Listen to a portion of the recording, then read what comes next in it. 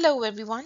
We are going to now begin our lecture on chapter 13 of the book, which is on the chi-squared goodness of fit test. Now this kind of study is performed on qualitative data. That means data that comes to us in the form of names. Previously we've worked with numerical data. That means data that was given to us as numbers, and therefore we could take measurements on that kind of data, and we found the mean and the standard deviations and so on, and we performed our study, the related study to analyze the data and draw inferences from. All right, but for quantitative data, the data that comes to us in names, we cannot take measurements on names. We cannot find the mean or the standard deviation of a bunch of names.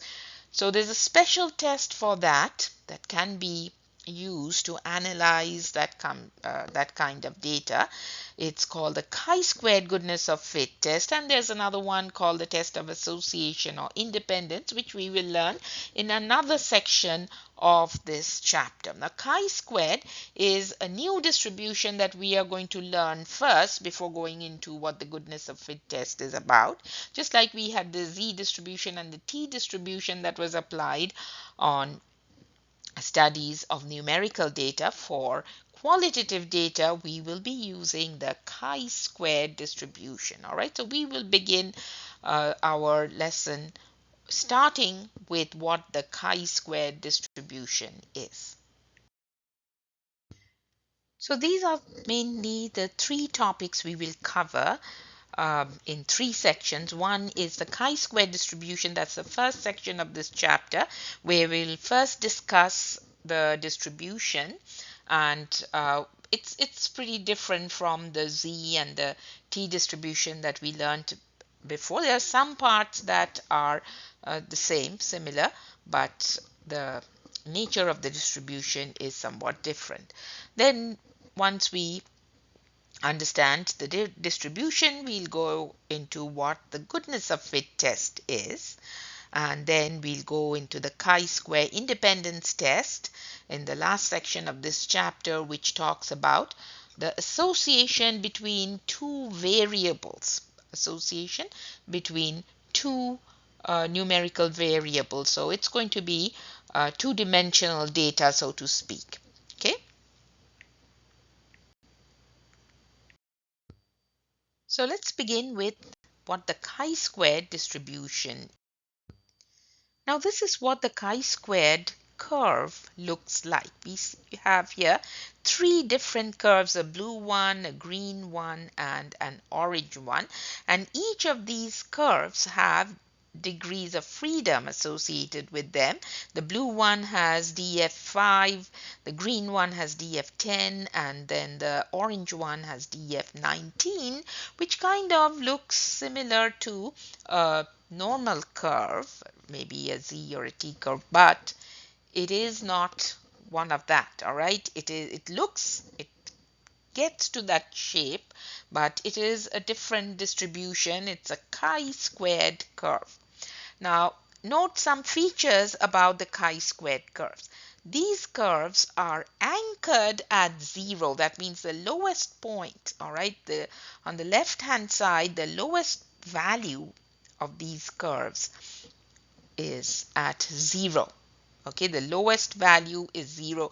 We cannot have negative values, just like in, remember how the z curve looked like. The standard normal curve had 0 at the center, all right, and then we had values of 1, 2, and 3, 1, 2, and 3 on the right hand side, and -1 and -2 and -3 on the left hand side. In chi-squared curve, this is completely missing. There are no negative values in chi-squared curves. What happens is the curves, all right, the lowest point in a curve is 0 on the left hand side, and the curves rise from 0, all right, the curves rise from 0, as in this picture here. Let me show you. As in this picture here, they rise from 0, that's the lowest point. They go up, they peak, and they drop down, and they get closer and closer to the x-axis, as they go towards the right, but it never quite touches the x-axis, or it doesn't go below the x-axis. All right, that which is similar to how the normal curves, they never get below, or they never touch the x-axis, but they get closer and closer to the x-axis. Same thing here. However, the chi-squared curves are latched, anchored at 0. All right, and there are no negative values, no negative chi-squared values, so to speak.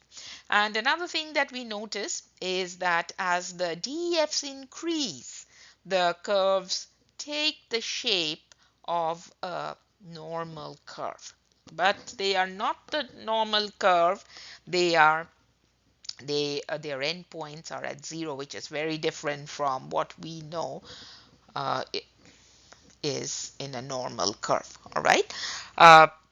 The other thing is that a chi-squared curve is a right skewed curve. So just remember that it's a right skewed curve, and its peak is on the left hand side, and it has a long tail to the right. That's what a right skewed curves are. All right. So keep that in mind. They are not symmetrical. In other words, all right, they are not symmetrical.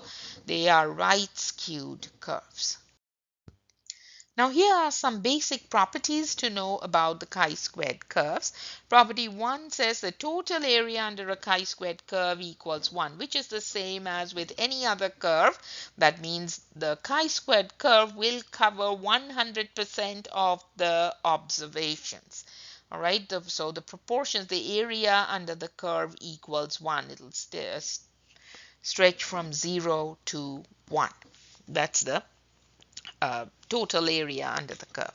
Property 2 says a chi-squared curve starts at 0, which we saw in the previous diagram. A chi-squared curve starts at 0. It's anchored at 0 on the horizontal axis and extends indefinitely to the right, approaching but never touching the horizontal axis. So we talked about that too in the previous slide. A chi-squared curve is right skewed. I already told you about that. It's right skewed. It is not symmetrical like the Z curve or the T curve is. And property 4 is as the number of degrees of freedom becomes larger, chi-squared curves look increasingly like normal curves, but again, they are not normal curves. All right? Just because they have a higher degree of freedom, a larger degree of freedom, doesn't make it a normal curve. It only looks like a normal curve.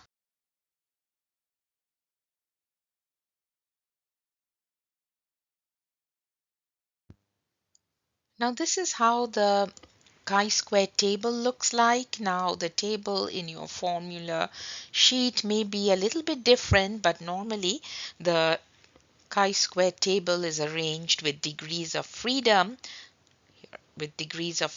on the extreme left hand side, and across on the top row will be the alpha values. So you have to first go to your specific DF. There's a special formula. The formula to calculate DF is going to be slightly different depending on the study, whether it's a goodness of fit test or if it's a test of association.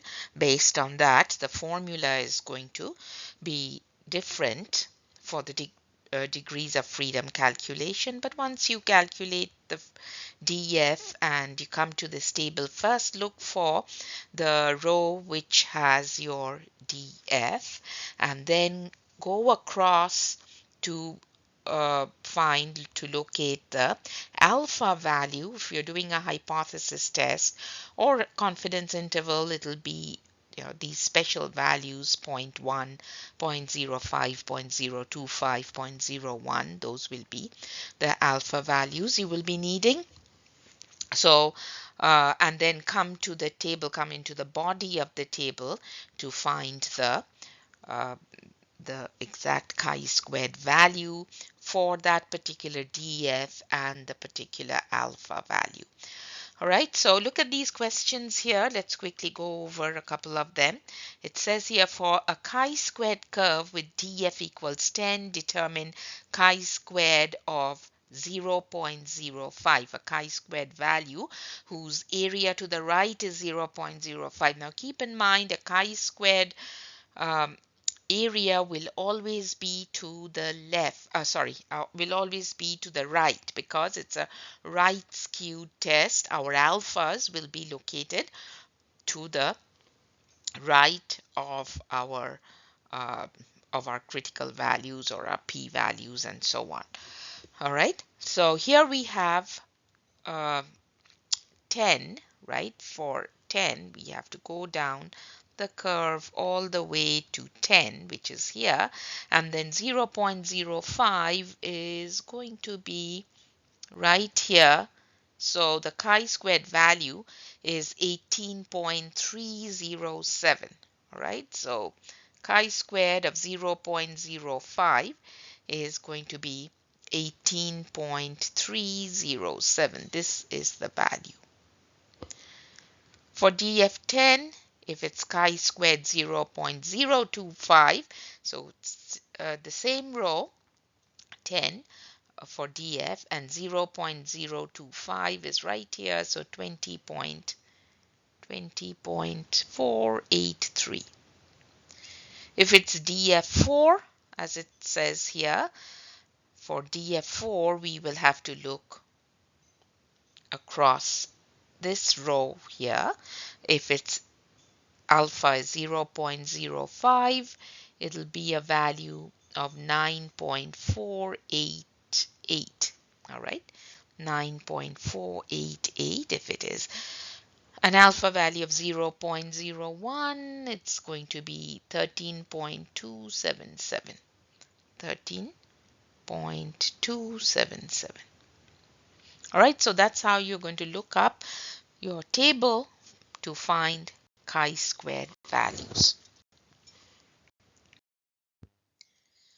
Now that we have discussed what the chi-squared distribution is and talked about the properties of the chi-squared distribution, we will go into a type of study which uses the chi-squared distribution, and it's called the chi-squared goodness of fit test. All right, so let's go into what this is about.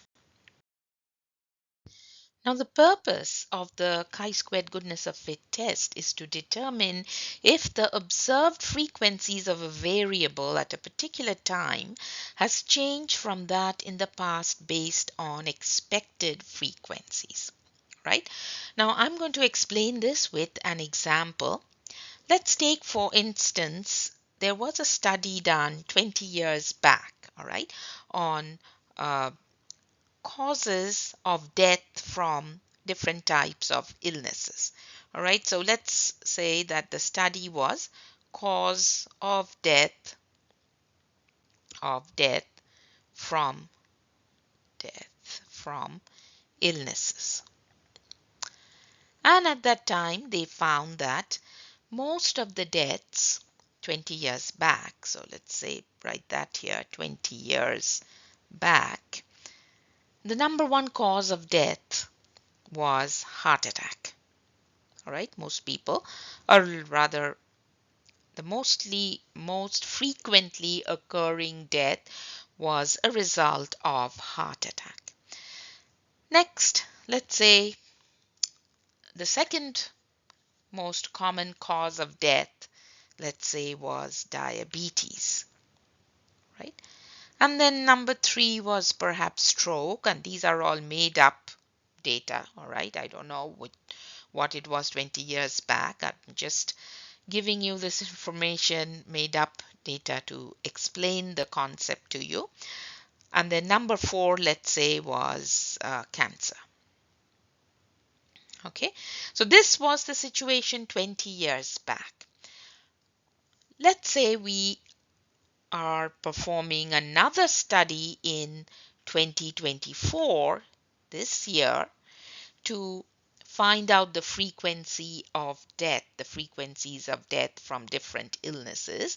And we want to compare and see if it is any different from what it was 20 years back, whether heart attack is still the number one cause of death in 2024, or whether it has come down, the frequency has come down from what it was 20 years back, and it has perhaps been replaced with something else, but we just want to know whether the situation today has changed from what it was 20 years back. So it's a comparison a comparison of frequencies. Now keep in mind that the chi-squared goodness of fit test is used for qualitative data that comes to us in the form of names.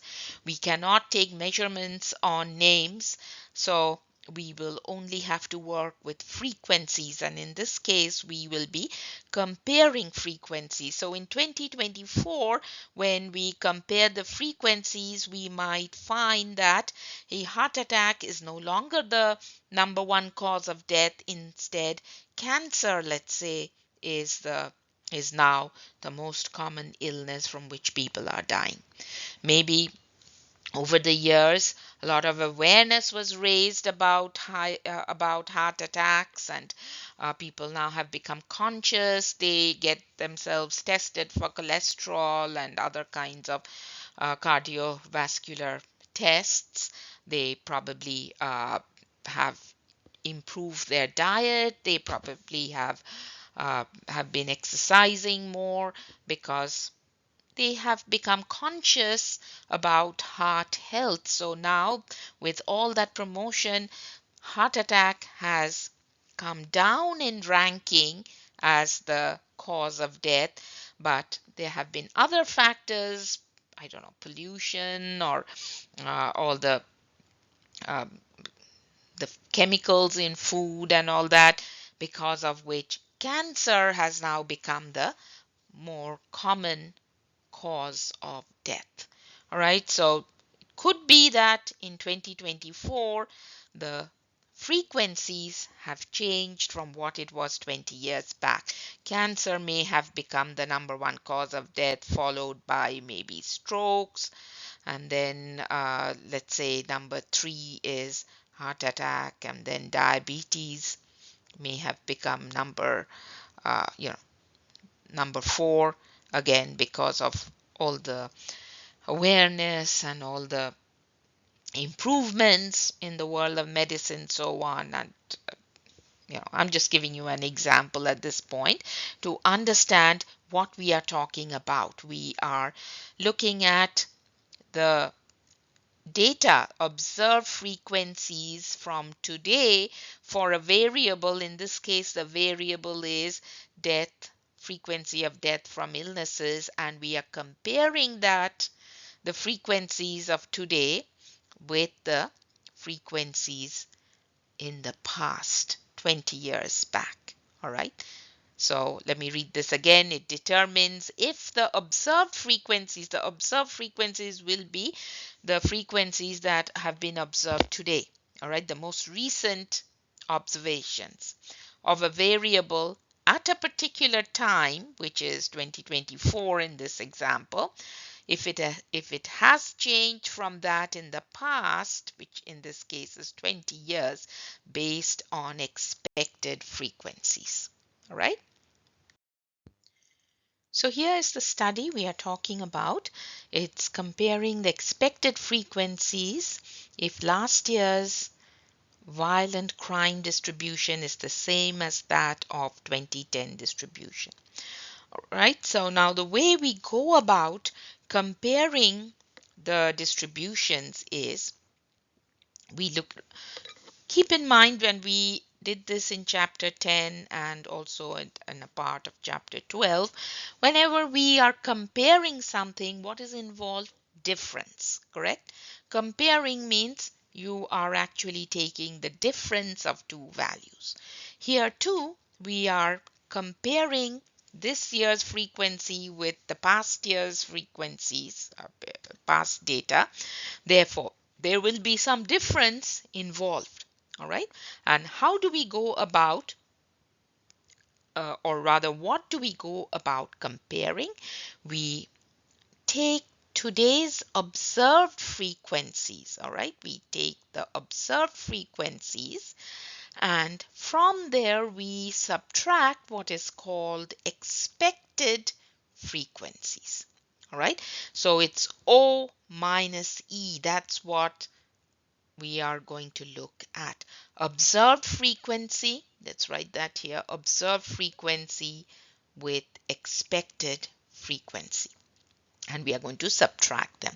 So we have the observed frequencies, real data is what we collected from the field, is called the observed frequency. Where do we find the expected frequency? The expected frequency, which is what it would have been, what the frequency would have been if we use the same distribution as that in 2010, is calculated using a formula called E equals N times P. N represents the sample size. That means the total sum of the frequencies. That's what N is. And P is the proportion. The proportion distribution from the past year, in this case 2010. And using this formula N times P, we can calculate the expected frequencies. So once we have our observed frequency, which is today's data, and we calculate the expected frequencies from the past, all right, using the proportions from the past, we can go ahead and start comparing. All right. So let's go on to work through this particular example step by step in the following slides. Now we are going to go through an example on the goodness of fit test, similar to what I told you previously about the frequency of deaths from different illnesses. This time, the study is about the types of violent crimes and their frequencies. So let me just talk a little bit about what we are trying to study here. In 2010, we have some data from that year, in the year 2010, of the different types of violent crimes and their relative frequencies. That means their proportions. Relative frequencies mean proportions. All right. And this is from 2010. So what are the different types of violent crime they have included here? Murder, number one, then rape, then robbery, then assault, and so these four are the different types of violent crime. And here are their relative frequencies that were true in 2010. So murder was 0.012. That means 1.2% cases were murder. Rape was 0.068, which means 6.8%. You can always convert proportions to percentages. Keep that in mind.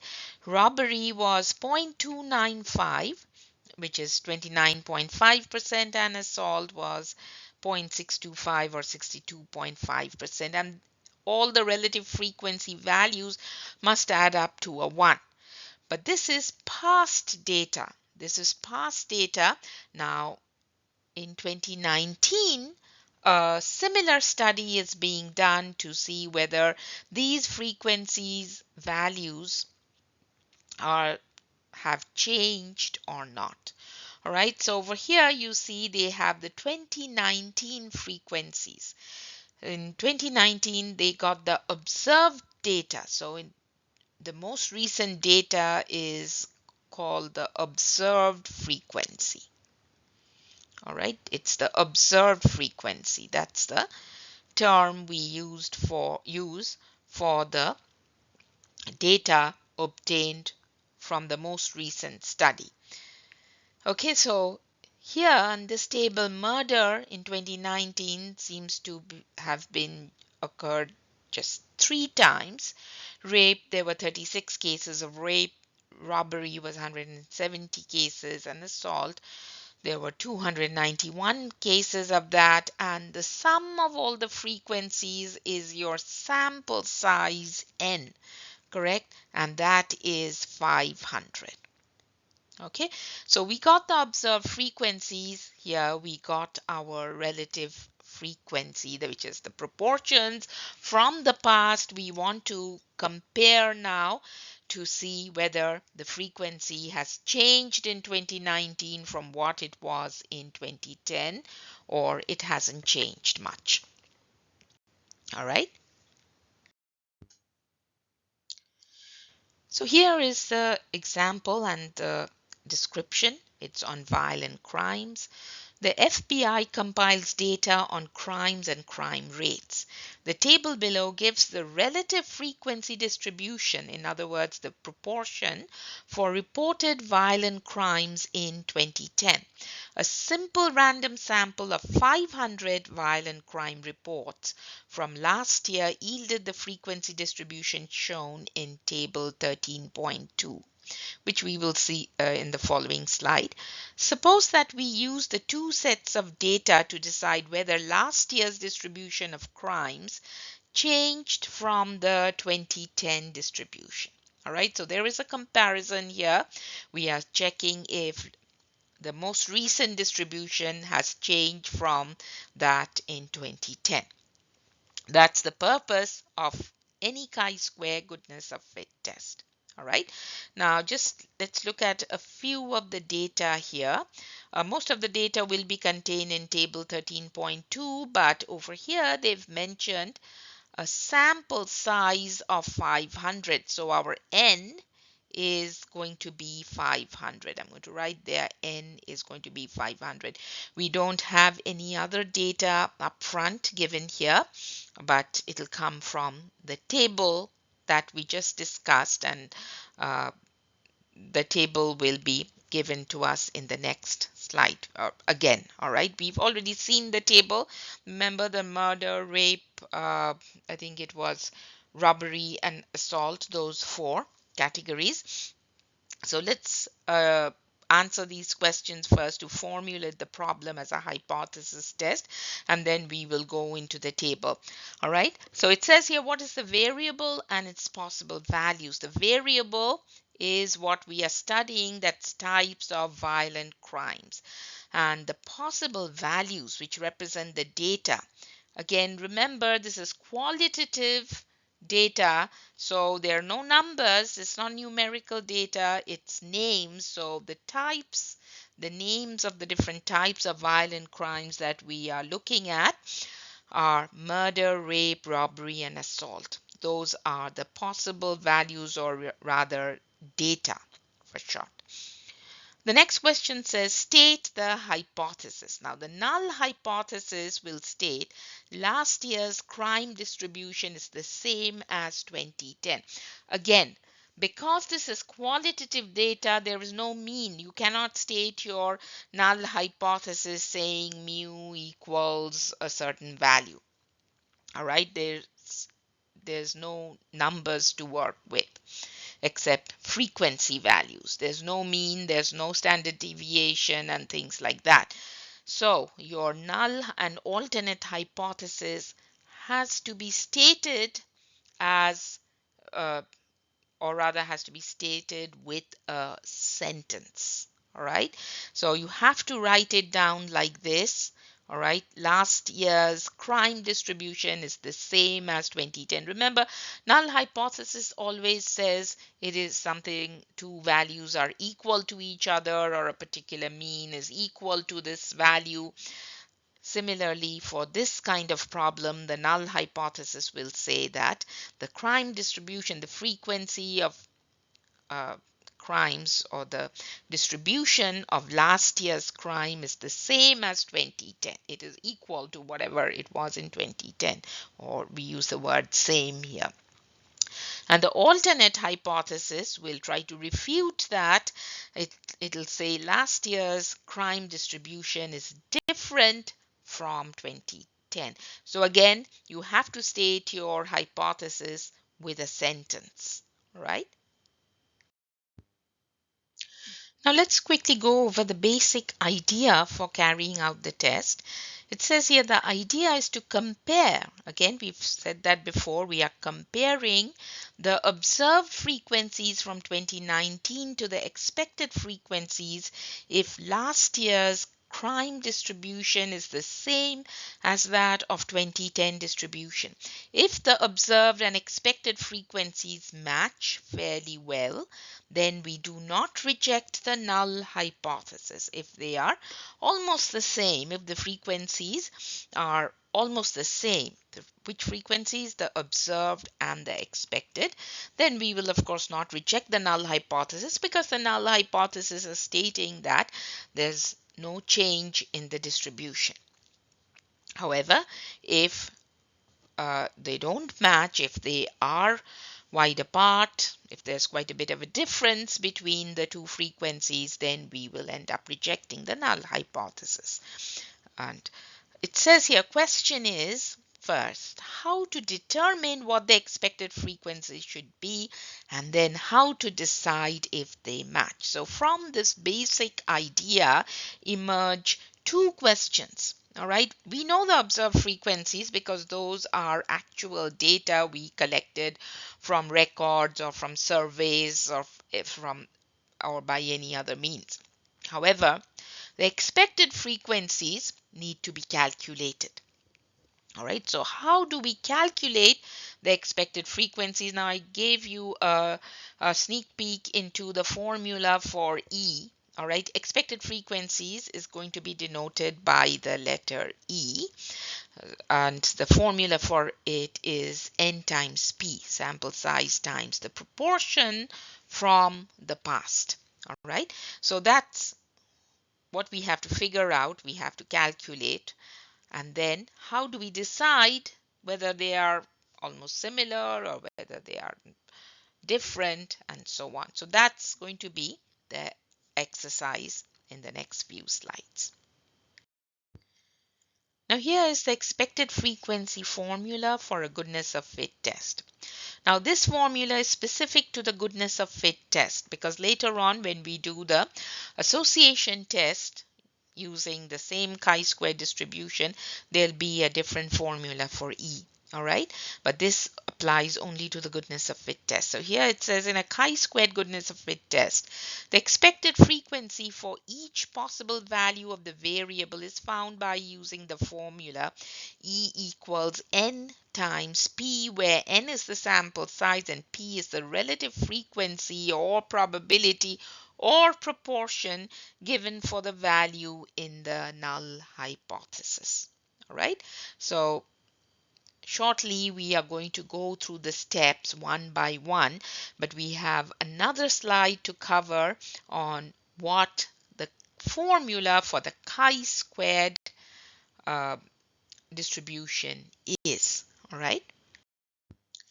Now, just like there is a formula for a z-score and a formula for the t-score, there is a formula for the chi-squared score, so to speak. All right.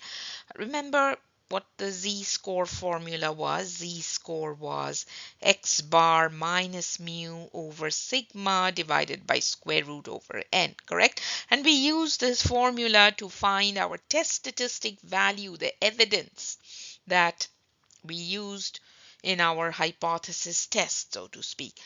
Now, for the t distribution, t was equal to x bar minus mu over s divided by square root over n, and this went with a certain df, with df equals n minus 1 and so on. Again, the df can vary depending on the study.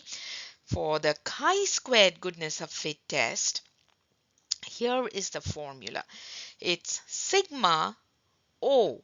O stands for observed frequencies, minus E, which is expected frequencies, squared. So sigma O minus E whole squared divided by E, expected frequencies. All right. So we are going to use this formula to calculate our test statistic. However, it's going to be done through a table step by step because we have to list all our observed frequencies. We have to list all our, well, actually calculate all our E values, expected frequency values, and list them, and then we have to subtract them, then we have to square them, and then we have to sum it up. Well, no, we don't sum it up as yet.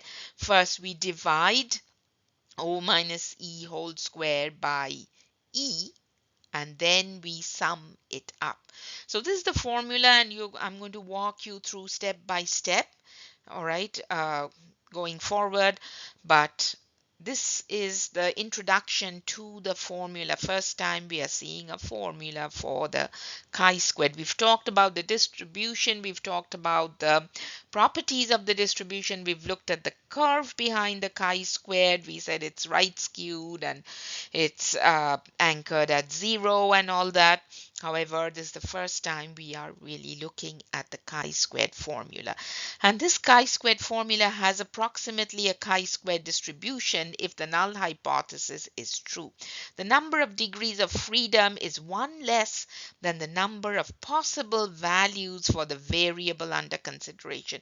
So yes, this also has df associated with it. So we have to calculate the df, which is C minus 1. All right, it's going to be df equals C minus 1. C represents categories.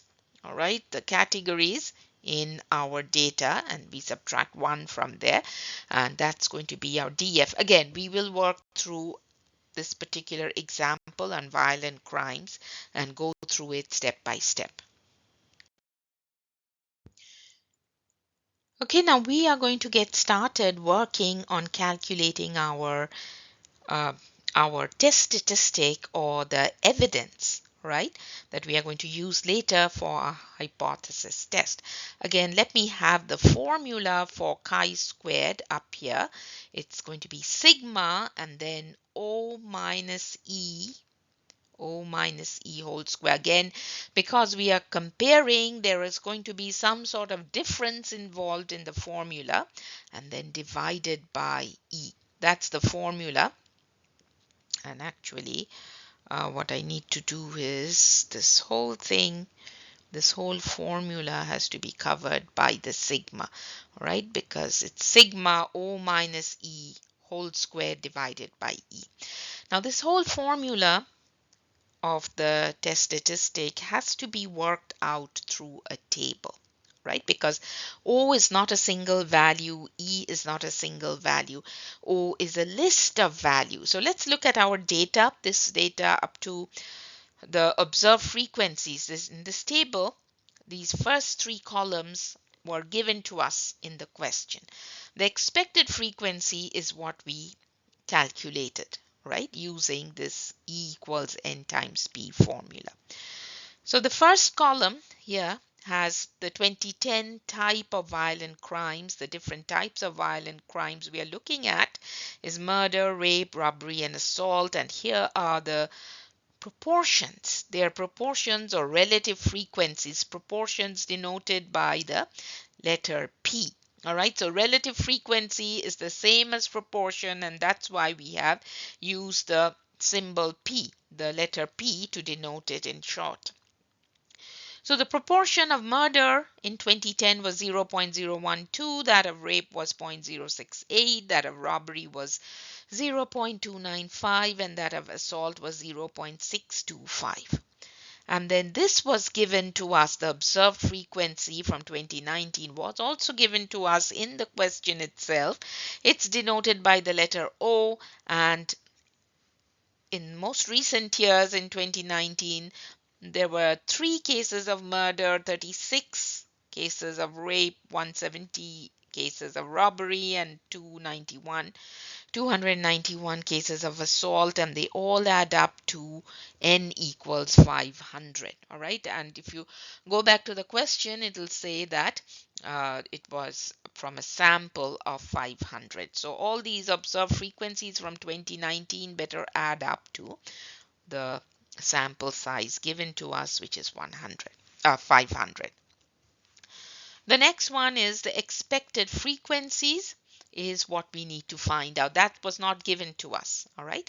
So what the expected frequency means, or what it is really what would be the frequency if the distribution was the same as that of 2010. So if we applied this distribution, these proportions on the sample size from today, 500, what would be the frequencies then? What would be? And we call that expected frequency.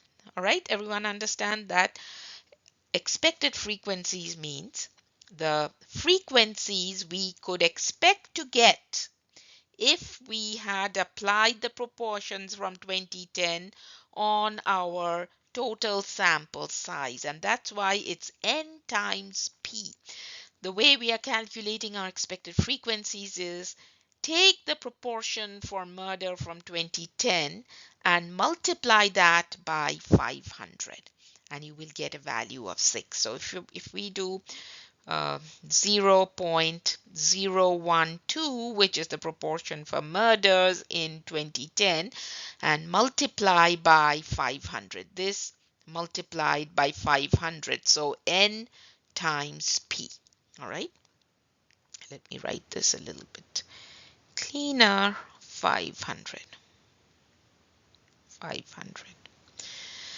All right, and that gives us a value of 6.0, and then 500 times 0.068 gives us 34.0. All right, 34.0. Now make sure you have the decimal, all right, because it can have a decimal place as well. For example, 0.295 multiplied by 500 is 147.5. 0.625 multiplied by 500 is 312.5. And when you add up the expected frequencies, you must also get 500 back. The sum of the expected frequencies must also be 500, because we just divvied up the 500 using the different proportions in our expected frequencies.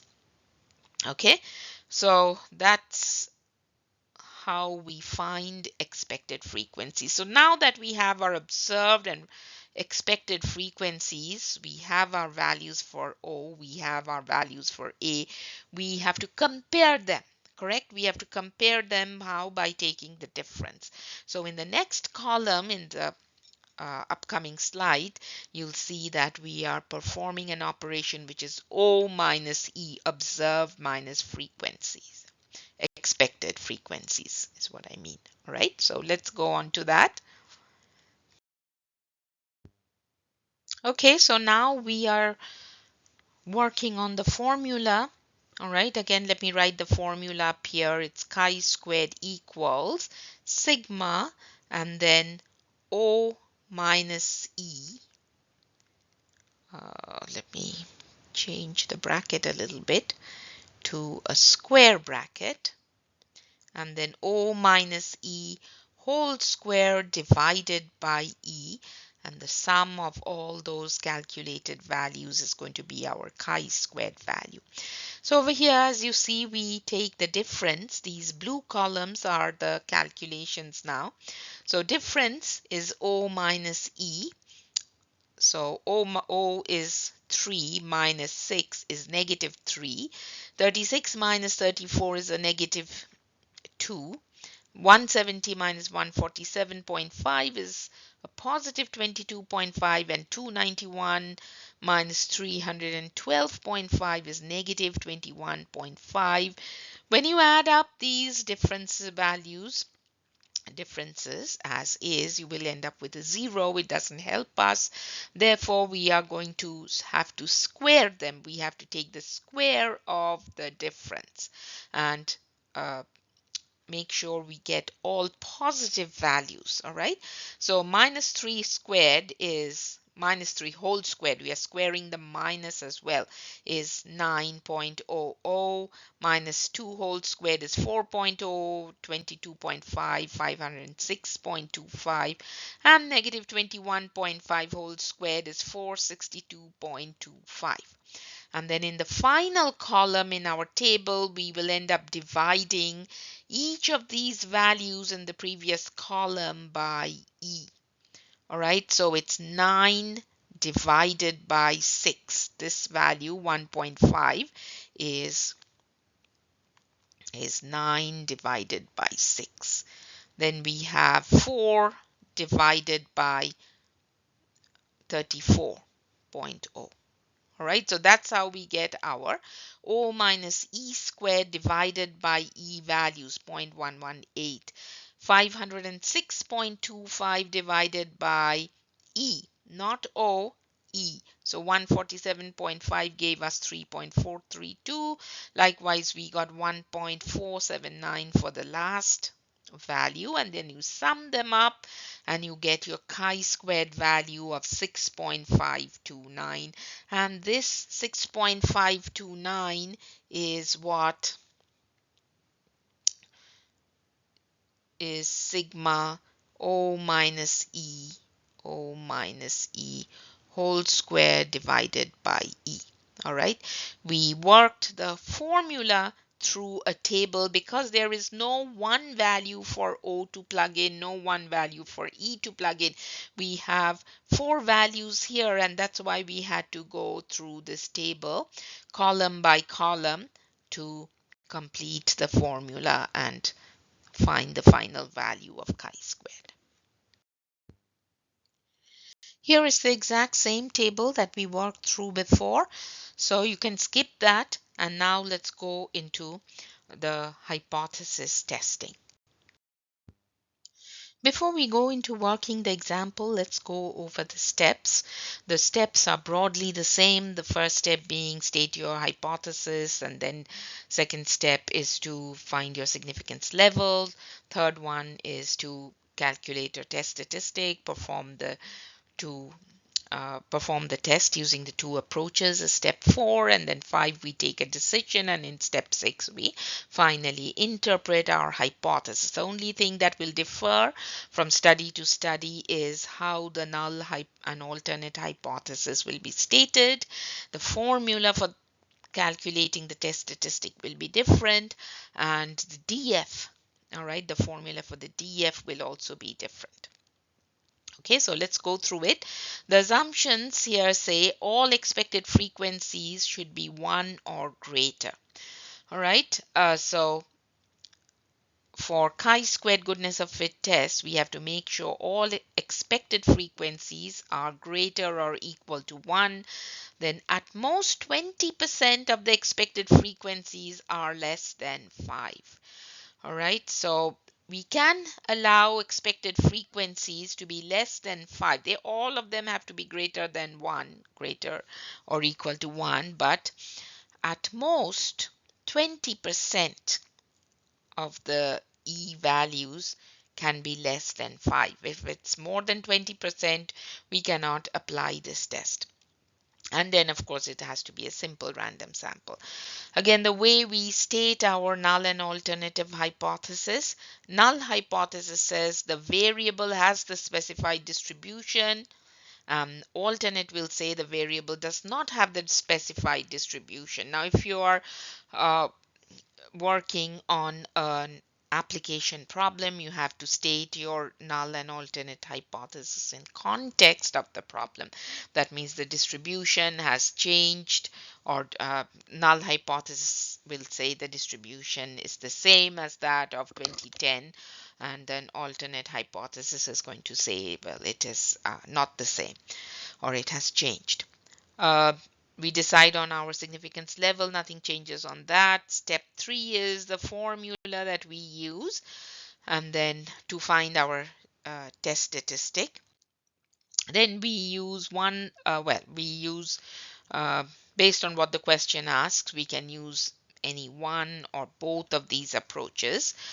Critical value approach or p-value approach, make sure that the results are the same, the decision is the same from either of these approaches, or from both of these approaches is what I meant to say. Step 5, if the value of the test statistic falls in the rejection region, then reject null hypothesis, otherwise do not reject.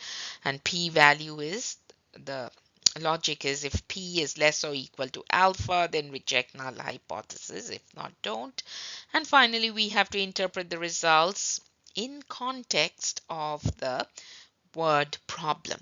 Again, keep in mind the critical value, the distribution we are using is the chi-square distribution. It's not the z distribution. It's not the t distribution. It's the chi-square distribution.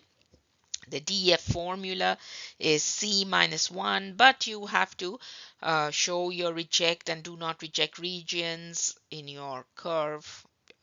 And then um, again, it's always going to be a right tail test, always, all right? Because this is a right skewed graph that by the property of a chi-square distribution, because a chi-square distribution is right skewed, the hypothesis test will always be um, a right tail test. All right, so rejection region will always be to the right. Keep that in mind. Similarly, the p-value will be located to the right of wherever your test statistic value is located on the curve, right? Okay, so let's go through this exercise now. The same problem on types of violent crimes and the crime rates. Here it says the FBI compiles data on crimes and crime rates. Table below gives the relative frequency distribution for reported violent crimes in 2010. Again, uh, the table we already looked at in some of the past slides. So that particular table with 2010 data is not in this slide. We have a different table here of expected frequencies, but uh, this refers to the table not below, but in a previous slide. A simple random sample of 500 violent crime reports from last year yielded the frequency distributions shown in that particular table. At the 5% significance level, do the data provide sufficient evidence that last year's distribution was different from 2010? All right, so let's go through the steps of performing the hypothesis test. But the first uh, part says check assumptions are all expected frequencies greater or equal to 5. So here are the expected frequencies. I put it here as an inset. Uh, if you look at the expected frequency values, none of them are less than 5. They are all greater or equal to 5. Therefore, it meets that condition. All right. So the expected frequency values are definitely greater than 1, and of course all of them are greater or equal to 5. So we can write here yes, yes. All right, and it is a simple random sample, so yes, assumptions are met. The next step says assumptions met. State null and alternative hypothesis. Again, please remember that for a chi-square goodness of fit test, we have to write or state the hypothesis using a sentence. We cannot have a mu or a proportion and things like that, all right? Because it's qualitative data, it should be written as a sentence. So the way we are going to write it is the distribution of violent crimes in 2010, sorry, in 2019, that's the most recent, in 2019 is, now null hypothesis will always say it's equal to, therefore is the same as that in 2010. That's how the null hypothesis is stated. Alternate hypothesis will say, you can write the same thing, except instead of saying it's the same, you will have to say it has changed. All right, so I'm going to write here the distribution of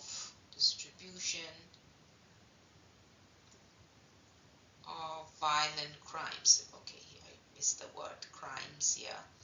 So violent crimes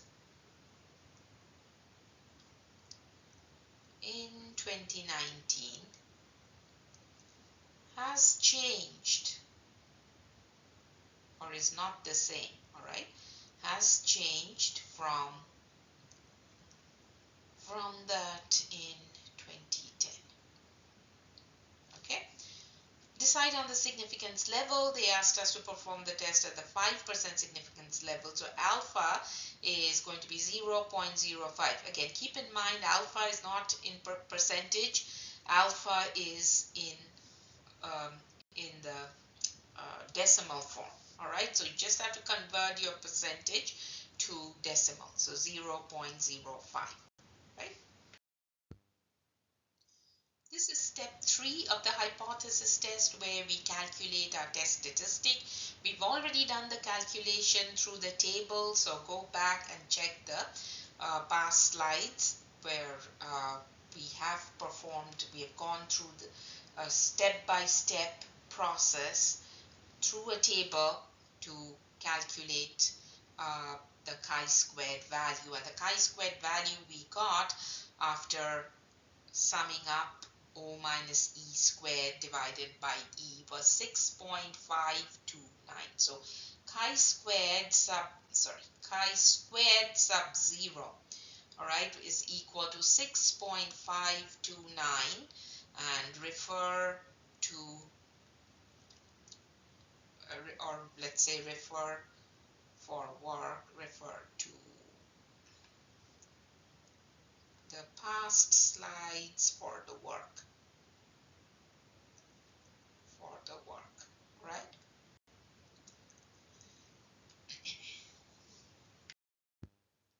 Now let's perform the test using the critical value approach. The critical value approach is where we have to draw a figure first showing reject and do not reject regions. So I'm going to draw the figure first. Okay, it's going to be a right-tailed curve. All right, well, it's going to be a right-tailed test because it's a right skewed curve. So we have 0 over here at the left end, and then you draw a slightly skewed curve. Okay, this is slightly skewed curve, and we have to show our reject region. Again, it's going to be right-tailed. Right, you don't even have to think whether it's going to be left or two-tailed. It's always going to be right-tailed for a chi-square test. Right-tailed. Therefore, the reject region is going to be on the right-hand side. So this is our reject. On the other side, left side, there's the do not reject. And the area associated with the reject region is alpha equals 0.05. So you have to look up your table to find chi-squared of 0.05 with a df value.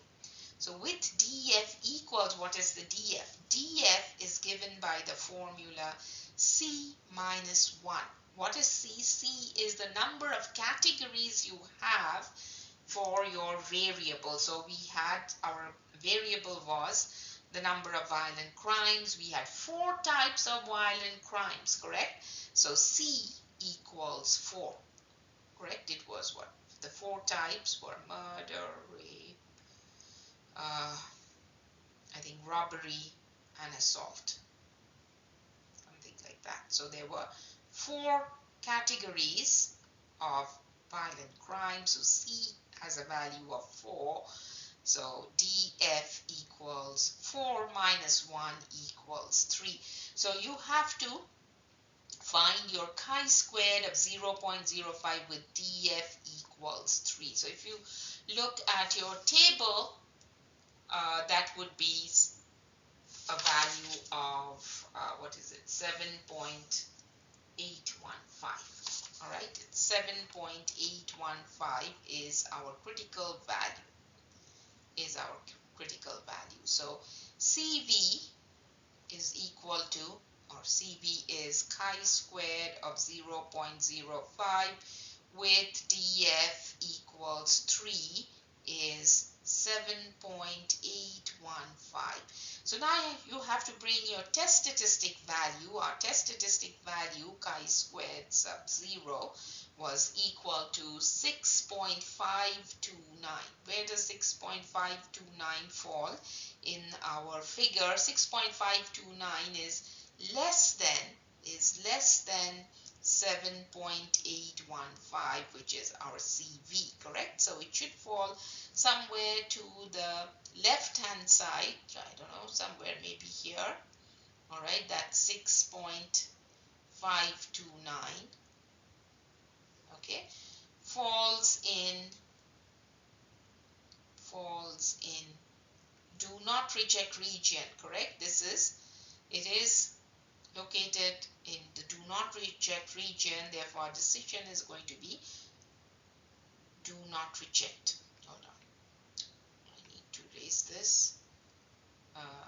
It's going to be do not falls in do not reject region. That's going to be our decision, do not reject. Okay. Now for the p-value approach, again you are drawing your chi-squared curve first, right? It's going to kind of be slightly skewed and anchored at the intersection of this vertical and horizontal line meeting at 0. All right, but this time you don't need to show your reject and do not reject region because there is none. All you do is you locate your chi-squared test statistic value, which is 6.529. So the 6.529 is, let's say it's going to be somewhere here, right? 6.529. That's not the critical value, that's a chi-squared test statistic value. And we have to find its p-value, the probability of getting a test statistic value, assuming that the null hypothesis is true. So the p-value, the probability value, p-value, same thing, is going to be area to the right. That's going to be p-value. Area to the right because it is a right tail test. Whether p is going to be to the right or left or distributed between both ends, it depends on what kind of tail type test it is. All right. So we have to find the area corresponding, well, I think I should also put this area to the right. Okay, so area to the right corresponding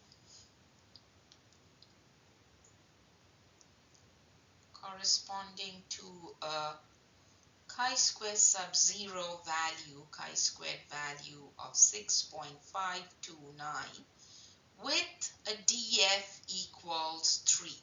All right, we calculated df was c minus 1, 4 minus 1, therefore it's 3. And you can use your calculators to find it if you have a graphing calculators, otherwise it will be an estimated value if you're using the table. The chi-squared value is, sorry, not the chi-squared, the p-value for that chi-squared value is 0.088.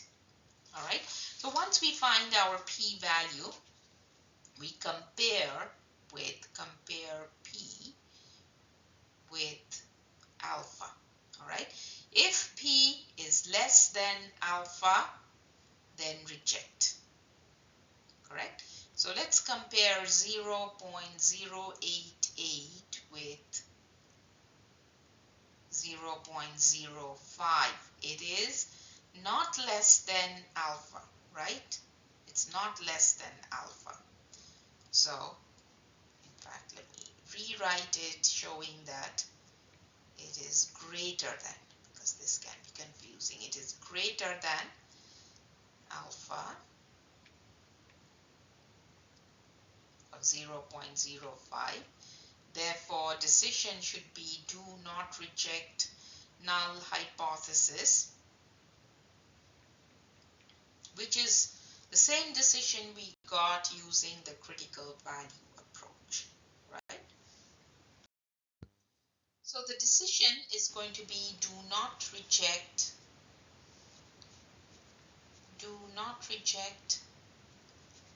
null hypothesis, and of course you have to put in an interpretation, because without the interpretation the hypothesis test is not complete. Always begin by stating the significance level. So at the 5% significance level, 5% significance level. Now, because we did not reject the null hypothesis, our evidence was not strong enough. All right, our data did not carry that strength in its evidence to reject the null hypothesis. So we have to say at the 5% significance level, the data do not provide sufficient evidence to conclude. And after conclude, I'm going to use the verbiage in the question to conclude, all right, that last year's distribution was different from 2010. To conclude that last year's distribution was different from 2010.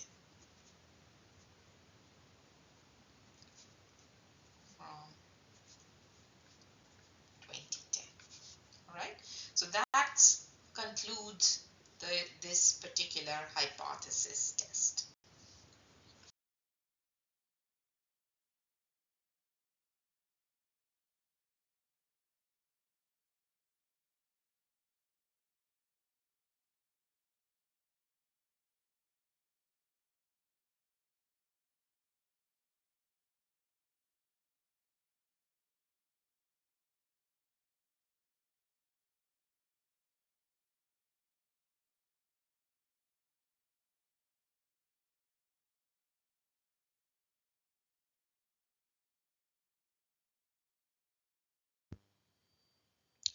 We will now discuss the other test using the chi-square distribution for qualitative data analysis. It's called the independence test, also known as the test of association. And essentially it tries to determine if there is a link, if there is an association between two variables. So test of association, basically it's trying to check for an association between two variables. Now in the past we have worked with data from two variables, and we represent them on a frequency table, which is also called a contingency table. So I'm going to first go over review what a contingency table is. Again, this was something that was taught as part of statistics 1, but in case we need a review, let's go over what a contingency table is. Here we see a 4x3 table, right, with 4 rows and 3 columns. And along the rows, we see 4 marital statuses. So they're single, married, widowed, and divorced. And for the columns, it represents drinks per month. And the categories for drinks per month are abstain. That means those who never drink, and those who drink 1 to 60 per month, and those who have over 60 drinks per month. Right? So this contingency table of marital status and alcohol consumption for 1,772 randomly selected US adults is what is displayed here. So the sample size here, N, is this value, all right? This is our N, 1,772. And the way to interpret this table is that there were 67 people who responded, or rather who were single and never drink. All right, so single and abstain. There were 67 observations of that. Then there were 411 observations of married individuals who never drink. Likewise, this value 74 means there were 74 individuals or 74 observations of people who are in the marital status of single who had over 60 drinks per month. So here we see that the values inside this rectangular block is what's called a joint value. All right, it's a joint frequency. That means it tells us observations that meet two variables, single, abstain, single, with 1 to 60 drinks per month. Now this value in this last column here, total, this total represents the total number of people who are single, irrespective of whether they abstain or have 1 to 60 or over 60, irrespective of their drinking habits. The total number of single people, single individuals in our sample was 354. Likewise, the total number of married people, regardless of their drinking habits, was 1,173.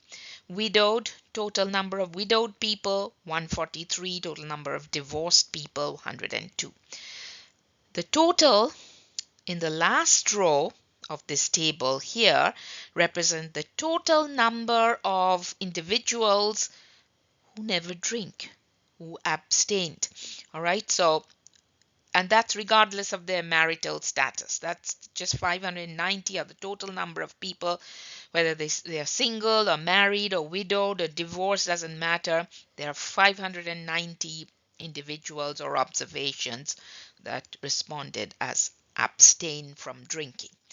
Likewise, 957 were the total number of individuals or observations who drank or who had 1 to 60 drinks per month, and 225 represent individuals who had over 60 drinks per month. So this is how we interpret our our contingency tables, this one specifically representing two variables, marital status and drinks per month.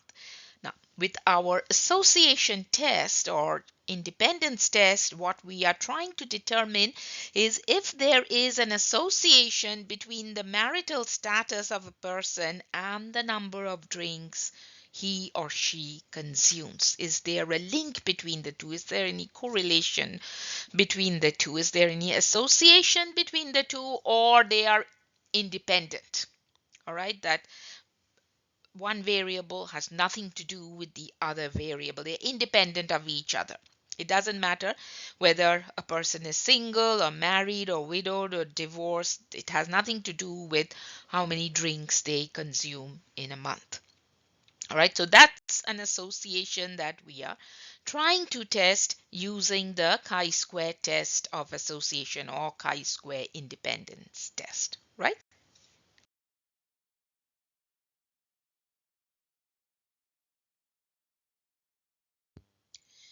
Now in this slide, we are going to go ahead and formulate our problem for a hypothesis test. It's the same problem where we are analyzing an association between the marital status of an individual or of individuals and the person's alcohol consumption patterns of US adults. So our study is focused on US adults only.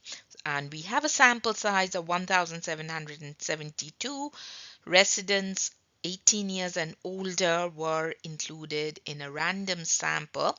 And this is the contingency table that ensued, the frequency table that came out from that study, from that survey. The first step in any hypothesis test is to state the hypothesis, correct? Now, again, these are tests on qualitative data, therefore, your hypothesis should be stated as a phrase, as a sentence. All right, there is no measurements that we can take other than that just consolidate the data in a table. We cannot find the mean of qualitative data, we cannot find the median, or we cannot find the standard deviation or variance and all that.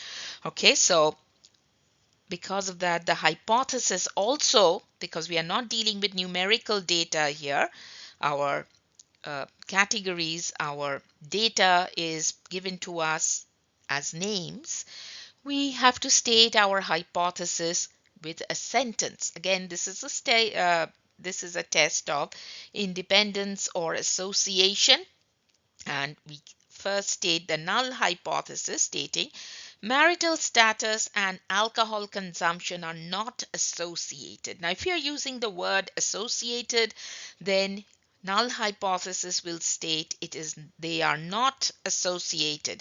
If you're using the word independence, then it's going to say marital status, and let me write it down here. Our null hypothesis is going to say marital status and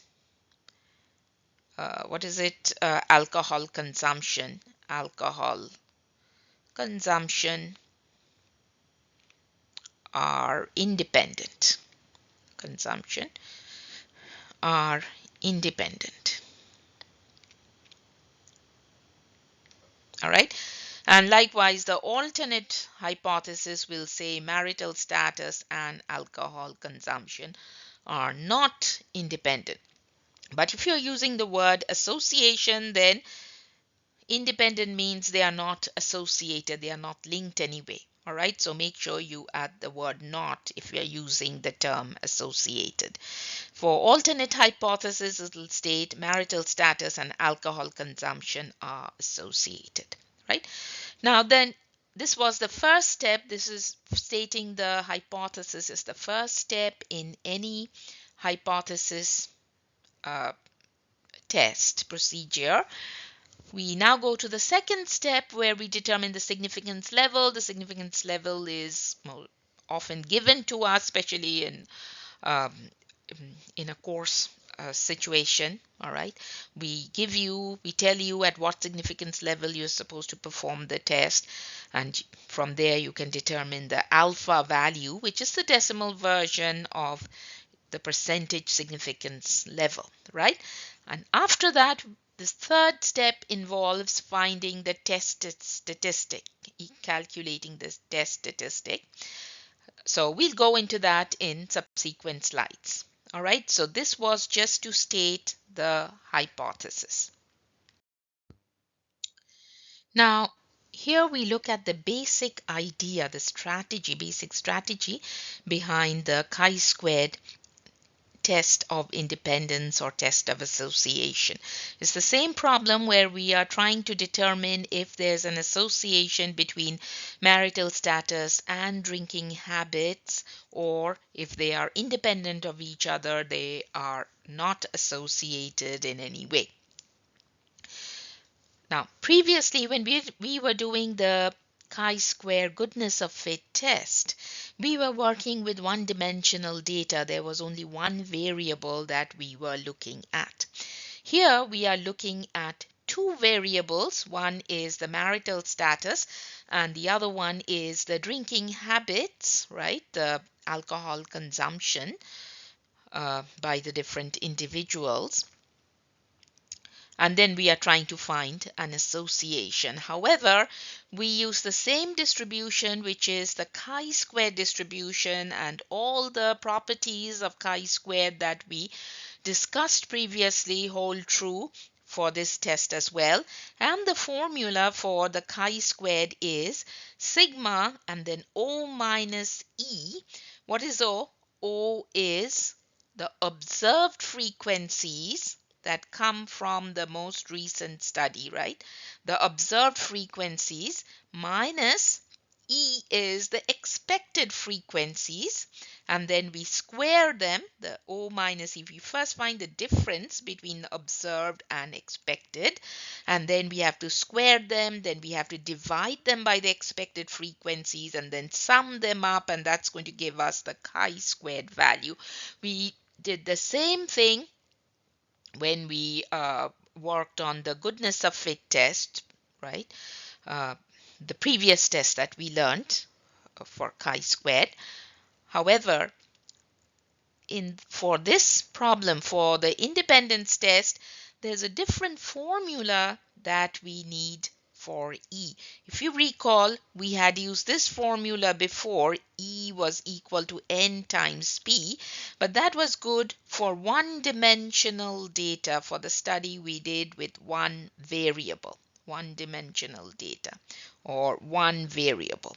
However, here we cannot, because we have two variables, we cannot use this formula, but it's a different formula that we are going to use, and this is what it's going to look like. E equals row total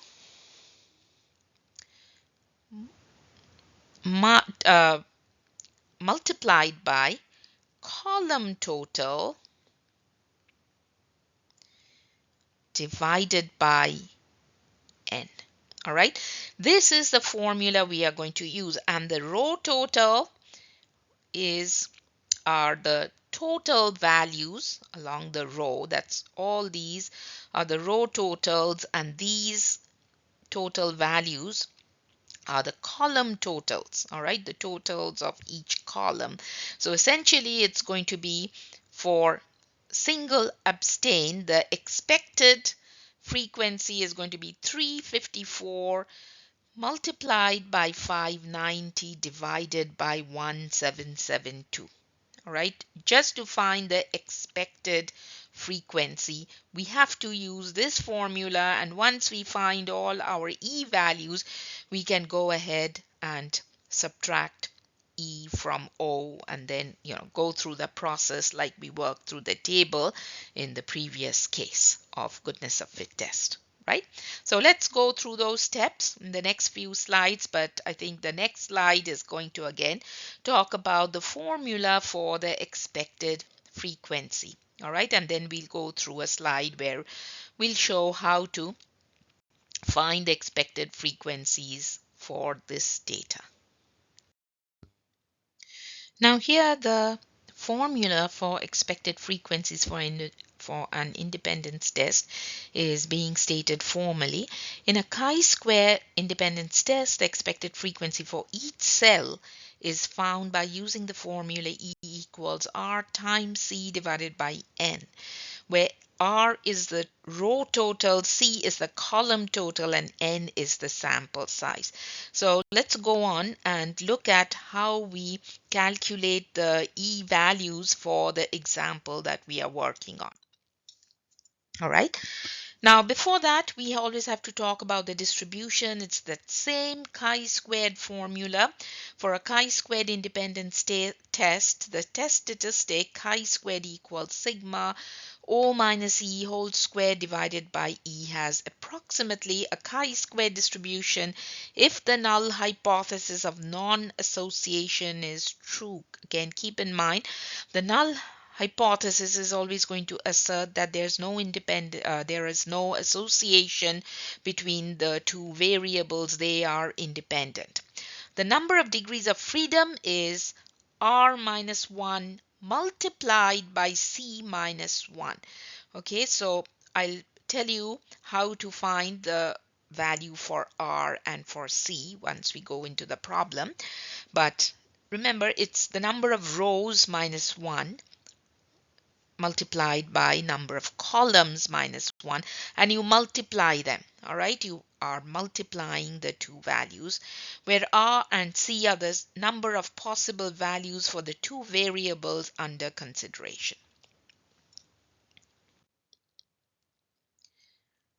So here is our example, and we'll show how we can calculate the e values using this formula. All right, so the initial values given to us, the 67, these values in black, 67, 213, 74, these are the observed frequencies. All right, these are the observed frequencies. We have to find our E values, and remember, E is given by the formula R multiplied by C over N, where R is the row total multiplied by the column total divided by N. So for when we want to find the E value, the expected value for this particular cell, where the number of observations for single and abstaining individuals was 67, what would be the expected frequency? So you have to look at the row total, which is 354, and that's what we have here, multiplied by its column total, which is 590, divided by N, which is the total sample size, 1772. And you have to go through each of these cells one by one and find its corresponding expected frequency. So how did we get this 191.2? We went to this row total, which is 354, and multiplied 354 by its column total for that cell is 957 divided by 1772. So 354 times 957 divided by 1772 gives us 191.2, which is the expected frequency. Likewise, here the example worked out here for the column, for the cell, which is about widowed people who had 1 to 60 drinks per month. That's observed frequency was 51, but the expected frequency is a calculated value again, which is row total 143 multiplied by the column total, which is 957 divided by 1772, and that gave us a value of 77.2. So all these values here in red, and this one in green, and this one in blue, these are expected values, expected frequencies obtained by multiplying the row total times with the column total and then dividing by the total sample size. So we have to go through each of these cells finding the expected values, and once we find all our expected values, we can do O minus E, O minus E, O minus E for every cell, and then we have to square the difference, and then we have to divide that by E values, and eventually we sum them up. That will give us the test statistic chi-squared value. So we'll go through the entire exercise in the subsequent slides.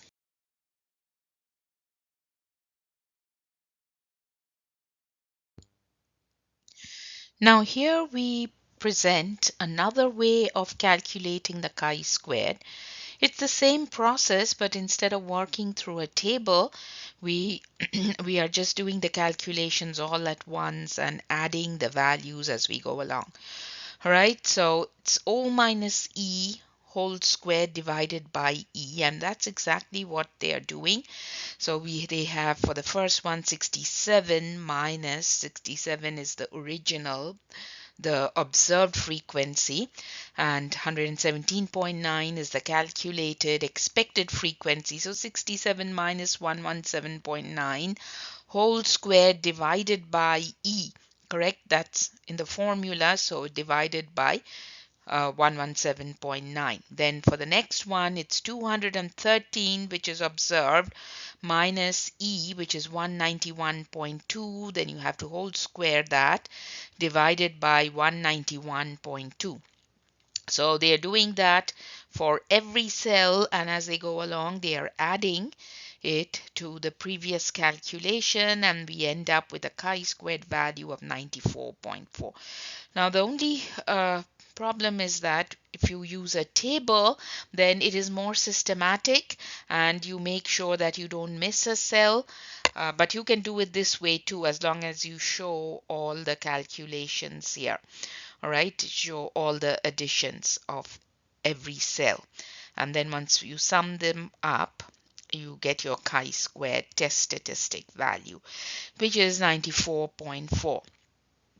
All right, but for the test, I'm going to give you a table anyway, where you can work one by one, the steps one by one, and list all your O values in one column, then the E values, calculated E values in the other column. The next column, you can do O minus E, and then in the column after that, you can square those values in the previous column, and then in the last column, you divide O minus E squared whole square divided by E, and then add them up. It's up to you, all right, as long as you get it right.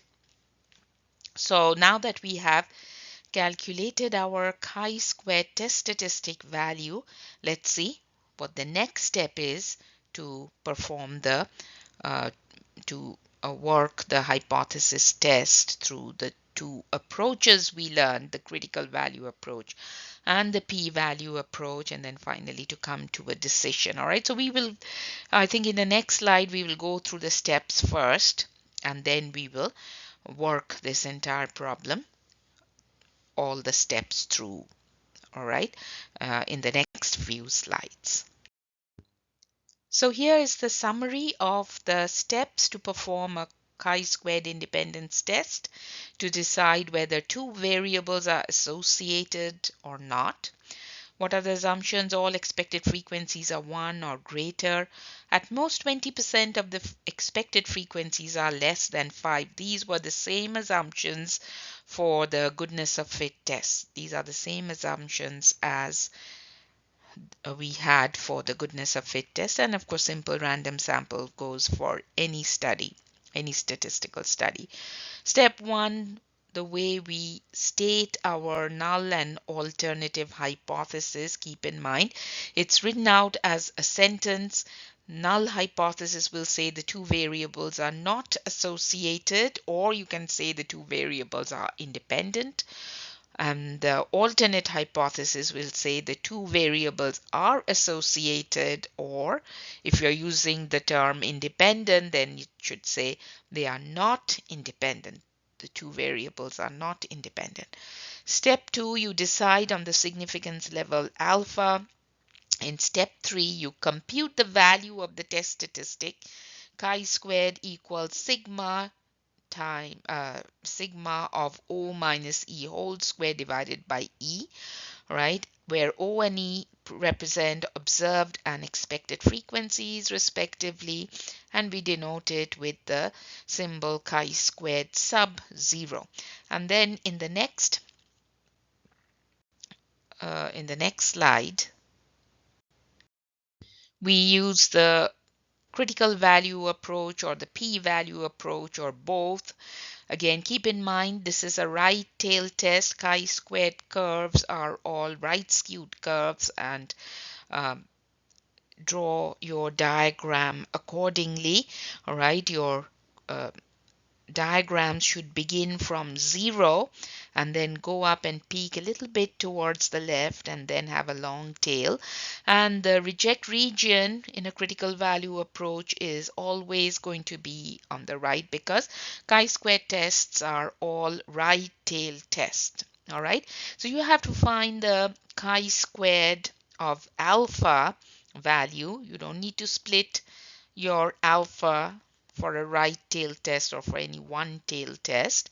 So you find your critical value, but that's going to be a chi-squared value, and then you bring your test statistic value and see on which side it falls, whether it falls in the reject region or the do not reject region, and then take a decision accordingly in step 5.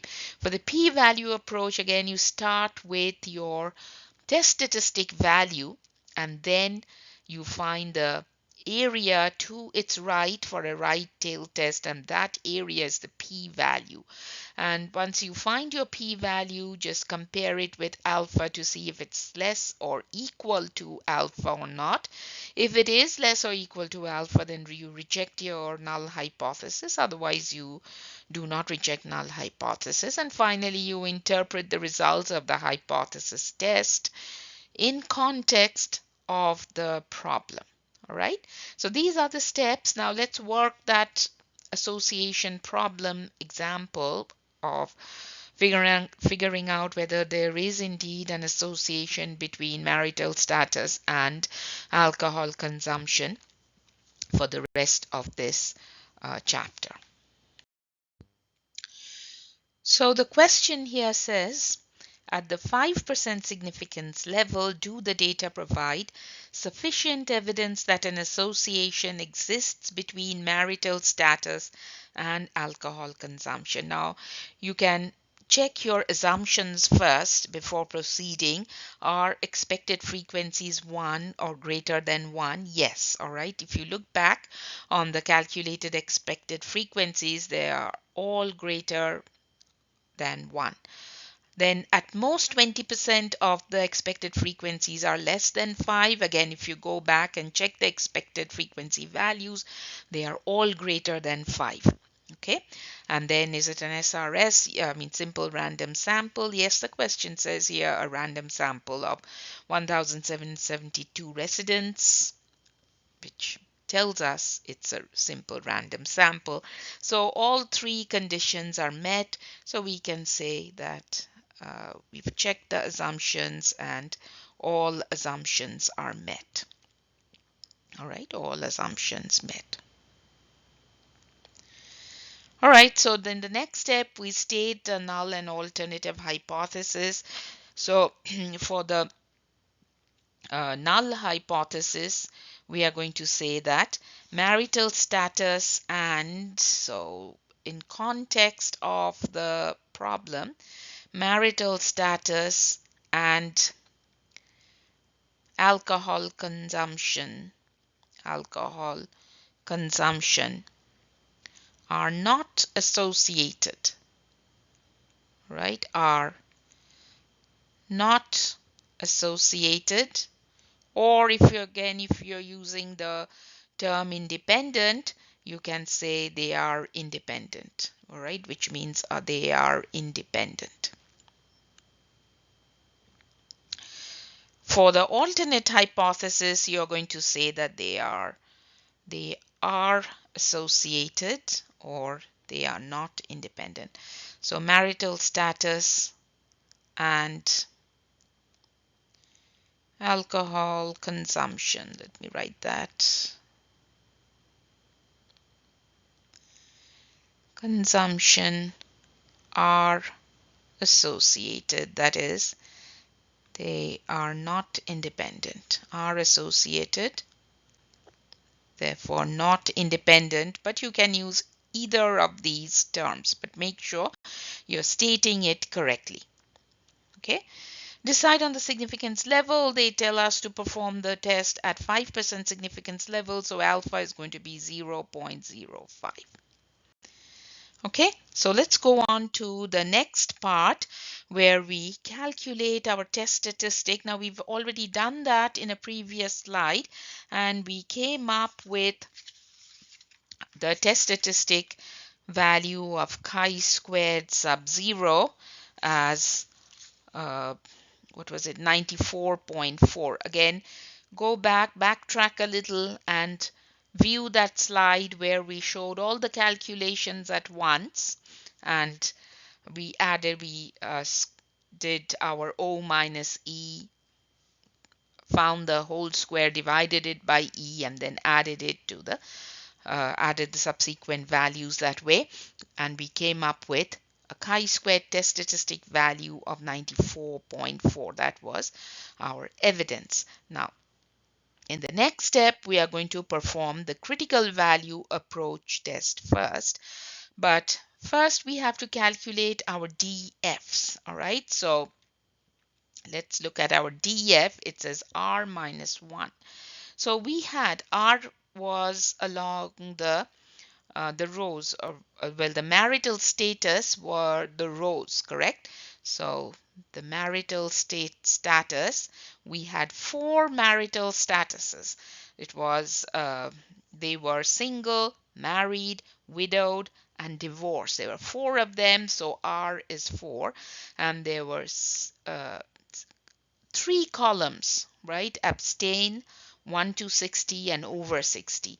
So for alcohol consumption, there were 3 categories. So when we calculate our DF, it's going to be 4 minus 1, R minus 1, so 4 minus 1 multiplied, all right, multiplied by 3 minus 1. So that would be 3 times 2, 3 times 2, which would give us a DF value of 6. All right, it would give us a DF value of 6. Now in the diagram here, okay, let's draw our diagram for the critical value approach showing the reject and the do not reject regions. So here is our chi-squared curve. All right, again, it's always going to be a right tail test, therefore our reject is going to be always on the right hand side, do not reject on the left hand side. Okay, so this is our critical value, which is going to be chi-squared of 0.05, the significance level, right? Because this area corresponding to the reject region is 0.05. All right, so we have to refer to the chi-squared table, which is table number 7 in our formula sheet, and that value is going to be based on a DF of 6. So chi-squared of 0.05 with DF equal to 6. If you look up your table, it's going to be 12.592. Let me use a different color to indicate that. It's 12.592. So critical value is whatever value of chi-squared of 0.05 with DF equals 6 turns out to be, or comes out to be. That value is 12.592. 12.592. All right, you can either get it from your graphing calculators if you're using one, or the table will give you the exact value. All right, so now we bring our test statistic value. Our test statistic value was 94.4, correct? So 94.4 is greater than the CV of 12.592. So it's going to fall way to the right of the cutoff, right? Maybe somewhere here. Let's use a different color, maybe somewhere here, way to the even maybe further out to the right. So let's say that's where 94.4 is, and that is the reject region, correct? It falls in the reject region. So let's write that. False in reject region. So our decision is going to be reject null hypothesis. Therefore, decision will be reject null hypothesis. Now I'm going to uh, perform the test using the p-value approach as well and see if we get a decision of reject or not. Now to use the p-value approach, recall that we start with our test statistic value, right? So let's draw the curve again. So here we have our chi-squared curve beginning from 0 and then peaking towards the left and then extending all the way to the right. And we first have to locate our chi-squared sub-zero value of 94.4, which is the test statistic value, correct? That's the test statistic value. And 94.4 is a pretty large number, so it's going to fall way to the right. So let's say, for the sake of showing it on the diagram, it's somewhere here, 94.4, and it's going to be at the area to the right, and that is going to be the p-value. All right, because it's a right tail test, the p-value is going to be the area to the right of the test statistic value of 94.4. All right. Again, what is the p-value? The p-value represents the probability of finding a test statistic, an evidence of 94.4, assuming that the null hypothesis is true. All right. So when I calculate it, when I find the p-value for 94.4, let's write what we are doing here. Find area to the right corresponding to chi-squared value of 94.4 with df equals 6. You cannot forget the df, all right, with df equals 6.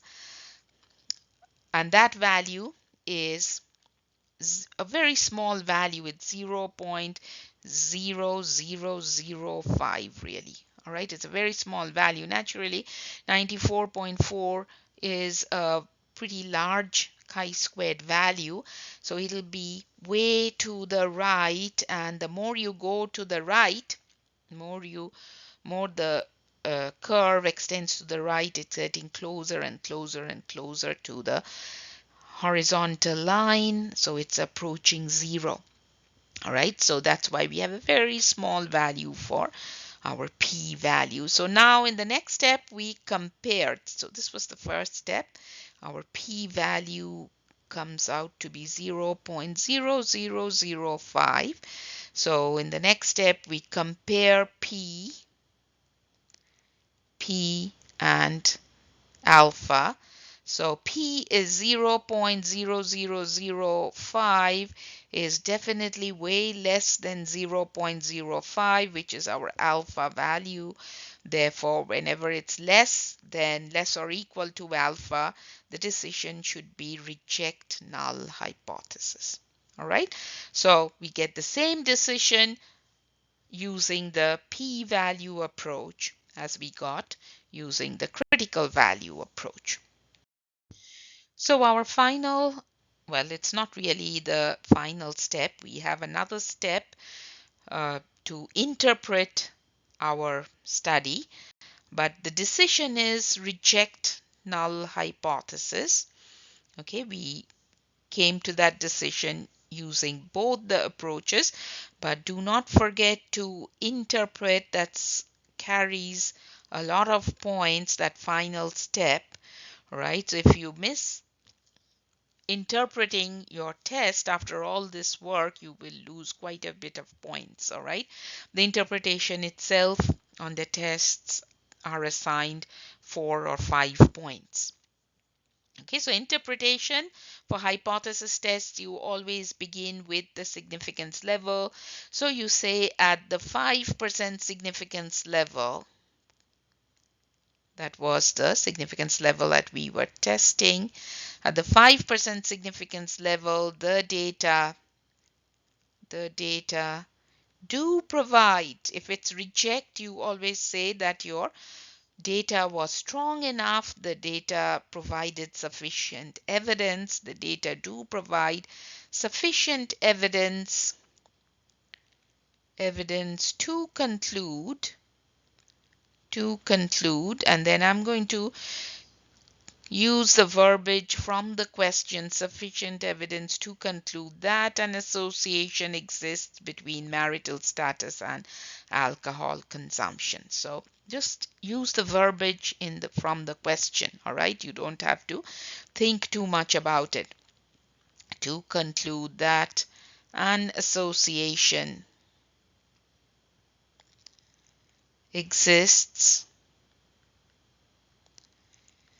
between marital status and alcohol consumption. And alcohol consumption. All right, so that completes this entire example. Again, this example is from the book, from your textbook. So if you've been reading the textbook, then you have come across this example completely worked out, all right, in the book. So you can go back and review it there as well.